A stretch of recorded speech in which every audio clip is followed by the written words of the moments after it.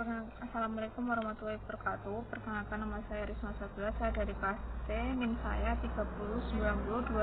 3090200188. Saya di sini akan memperkenalkan tentang perubahan menurut Kurt Lewin.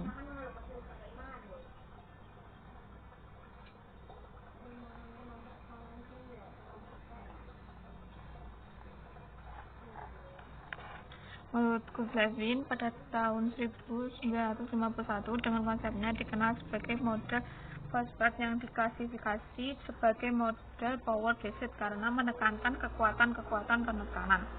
Menurutnya, perubahan terjadi karena munculnya tekanan-tekanan terhadap organisasi, individu, atau kelompok yang berkesimpulan bahwa kekuatan tekanan-tekanan threshold akan berhadapan dengan penolakan resentesis untuk berubah.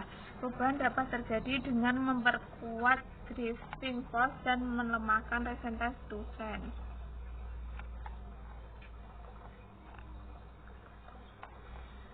Akreditasi perguruan tinggi yang diterapkan dalam sistem pendidikan nasional dimaksudkan untuk menilai penyelenggaraan pendidikan tinggi. Penilaian itu diarahkan pada tujuan ganda, yaitu 1. Menginformasikan kinerja perguruan tinggi kepada masyarakat. Yang kedua, mengemukakan langkah pembinaan yang perlu ditempuh terutama oleh perguruan tinggi dan pemerintah serta partisipasi masyarakat. Proses terjadinya perubahan menurut Kurt Lewin memiliki 3 tahapan, yaitu langkah-langkah yang dapat diambil untuk mengelola perubahannya, yaitu 1.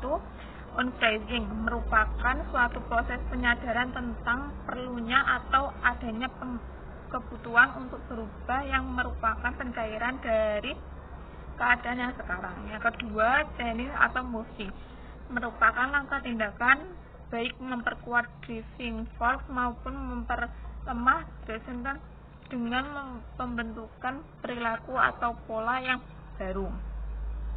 Yang ketiga, resistance membawa kembali organisasi kepada keseimbangan yang baru sebagai pemanfaatan atau pembekuan dari perilaku atau pola yang akan dikembangkan. Nah, selanjutnya Beckett dan Harris pada tahun 1987 merumuskan teori-teori motivasi.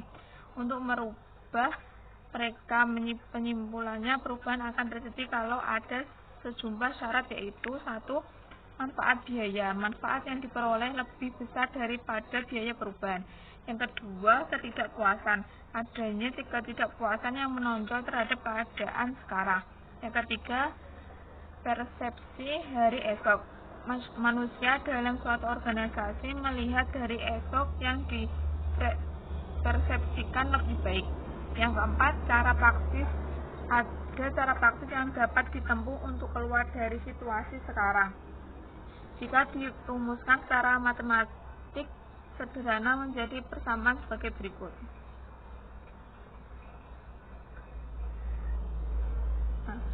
A kali B kali C lebih besar daripada D. Keterangannya A adalah ketidakpuasan, B adalah persepsi hari esok, C adalah ada cara yang praktis, dan D adalah biaya untuk melakukan perubahan. Agar proses akreditasi berjalan lancar, maka harus dipenuhi persyaratan-persyaratan sesuai ketentuan PAN-PT. Peringkat pengakuan yang diberikan oleh pemerintah pada perguruan tinggi didasarkan atas hasil akreditasi perguruan tinggi yang dilaksanakan oleh PAN-PT dengan melakukan akreditasi yang meliputi akreditasi lembaga dan akreditasi program studi.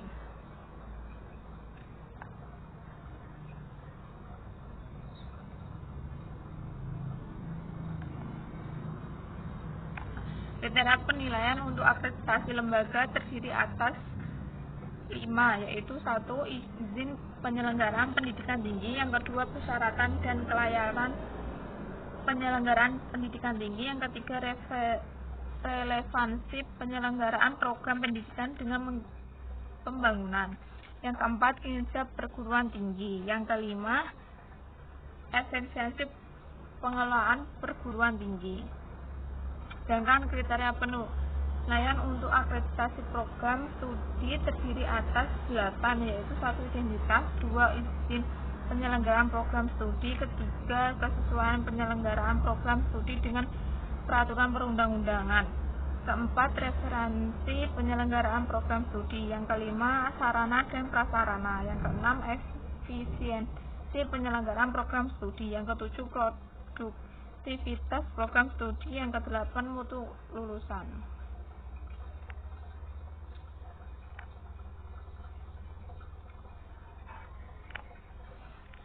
Klasifikasi penilaian untuk semua kriteria tersebut ditentukan oleh 3 aspek, yaitu mutu dalam kurung bobot 50%, yang kedua efisiensi 25%, dan relevansi 25%. Sesudah melalui perhitungan, semua nilai kriteria didapat peringkat akreditasi perguruan tinggi sebagai berikut.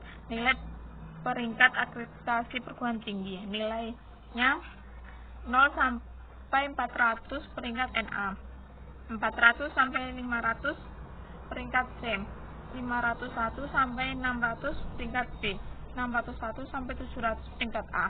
Pelaksanaan akreditasi perguruan tinggi oleh BAN PT diawali dengan melakukan uji coba pada beberapa perguruan tinggi yang penyelenggaraan satu program studi. Selanjutnya dilaksanakan secara berkala dan bertahap serta terus-menerus.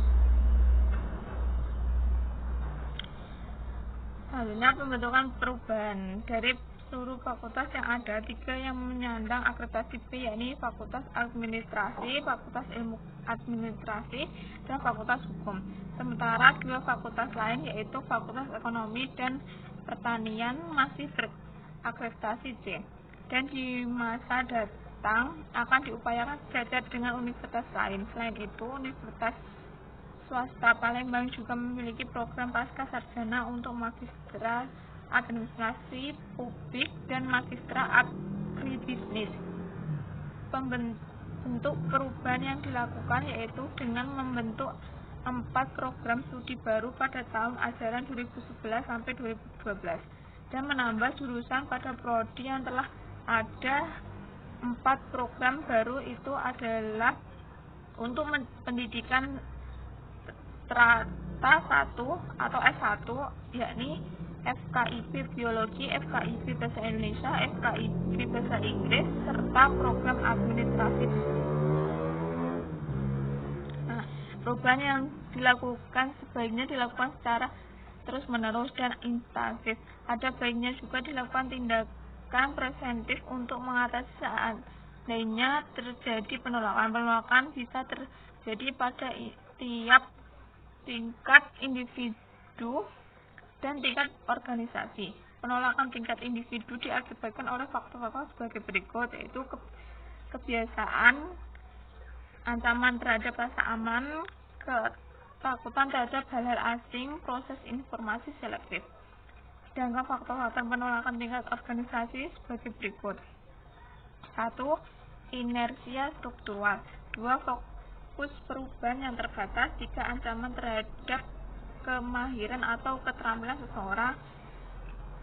Yang keempat, ancaman terhadap hubungan kekuasaan yang sudah mapan. Yang kelima, ancaman terhadap alokasi dana dan daya. Untuk mengatasi penolakan menurut para ahli pengembang organisasi sebaiknya memperhatikan nilai-nilai di bawah ini. 1. Penghargaan dan pengakuan harkat dan martabat manusia, saling menghargai dan saling mendukung. Tidak menekankan pada hierarki kekuasaan wewenang. Keempat, kesediaan menghadapi masalah. Yang kelima, partisipasi.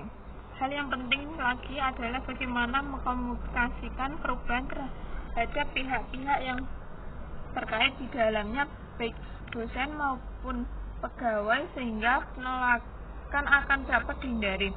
Kemudian untuk melihat apakah program yang dilakukan berhasil atau tidak, bisa diperhatikan 10 hal berikut, yaitu 1.